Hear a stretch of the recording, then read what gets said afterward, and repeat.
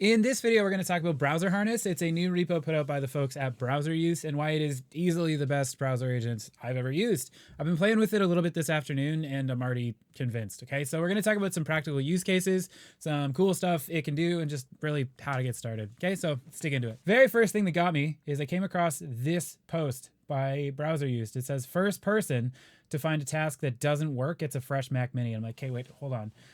What are we talking about here? Tag post was about a repo that they just put out called Browser Harness. And the idea is to do just that. We've been spending a lot of time on the channel talking about harnesses. So this was essentially giving full browser control to an LLM. The way that they did that was build it directly on the CDP. So essentially it's plugging directly into your Chrome browser, either locally or on the cloud, which sounds awesome. So of course, let's check out more about what this can do, right? So I was looking through the Twitter account of the founders. This guy's actually got a screen share of his Browser Harness agent generating a video with Cdance 2, uploading and scheduling on the TikTok studio, and then later on analyzing the best hooks based on views. He says it modifies its own harness, so no task is impossible, and it shares domain-specific skills between agents. So I mean, honestly, even like right now, I'm like hooked, right? I want to learn more, but then you check it out even more and he's like playing games. He's got a screen share of Claude drawing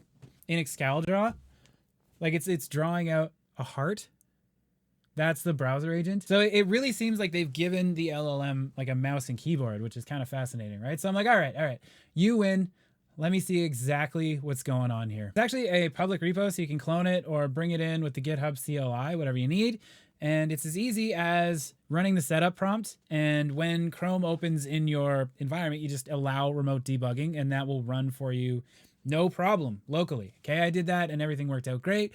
It also runs on the cloud for remote browsers. They offer free remote browser use, 3 concurrent browsers, and no card. That's where you set up your API key. But let's just focus on local for now instead of launching this stuff into the cloud before we know it works. So the unique thing about this isn't just how they're approaching the browser agent, but also this helpers.py. It's essentially like how they do stuff, and it is self-annealing, or at least the agent can update this on its own, right? So for example, it says the agent wants to upload a file, helpers.py doesn't have the actual script or the capabilities to do that.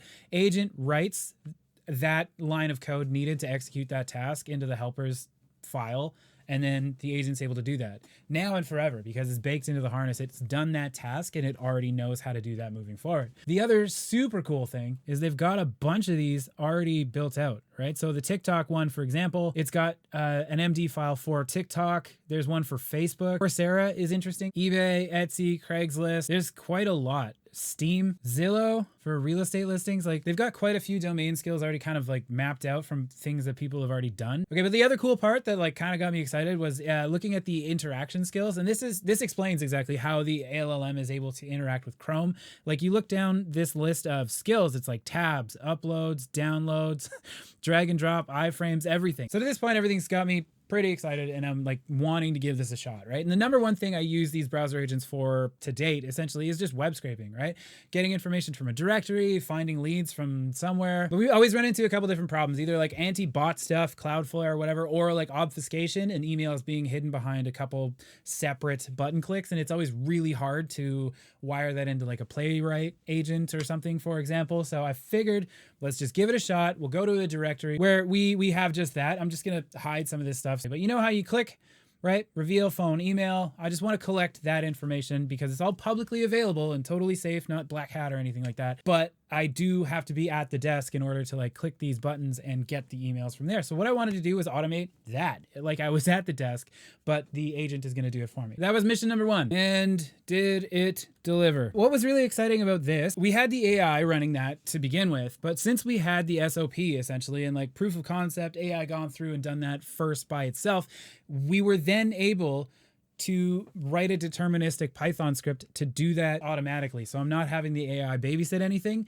but it's still being woken up if there are any errors. So that is the actual crazy use case behind this, is I've turned the AI into more of a manager rather than like a micromanager doing all these different tasks. We've got the Python script running in the background, getting these different emails. And then if there's any errors, right, or a page is blank or whatever, then it wakes up the AI. If there's any sort of flag or whatever, the AI can then address the issue and continue. Or alternatively, it can escalate to me. It can send me an SMS, a Telegram message, or whatever, and then I can come to the desk and fix the problem as needed. We've got the script running with the browser harness. It's going through each of those pages, clicking the button to reveal emails and collect those contacts. Then it's going to output into a CSV format so we can use this for whatever moving forward. So good. And because it's information that's publicly available that you would be able to go and collect yourself, it's just making the agent go and do the button clicks instead of you. And it's still ethical. You're not putting any strain on anybody's servers, and you're not, getting information in any sort of like nefarious sort of ways. Anyway, so just like a little bit of a shorter one because I'm just getting started with this myself, but I really wanted to share it with you because this is kind of awesome. And I see a lot of really practical use cases for this, not just for lead generation, even though that's like a really obvious first step for a lot of folks, but let's say like social media, right? Like a lot of platforms that are really hard to connect to, like Instagram, Facebook, LinkedIn, you could get these automations completed from the browser side of things. Again, this runs for free locally, just with your Claude Code instance or Pi or whatever it is that you're using. And I'll leave a link to this GitHub repo in the description. I'll also leave a link to my school community where I will put the workflow that I just built out for today in the tools and agents section of the classroom. You can check it out. We're over 1,000 members now. It's free to join, but there's a lot of perks with membership. Let me know in the comments exactly how you're using this. This opens up a lot of different possibilities that were only like partially available with the other browser frameworks. I want to check out exactly how people are using this with things like the Hermes agent moving forward and whatnot, but that's a different video. Anyway, thanks for hanging out. We'll catch you in the next one.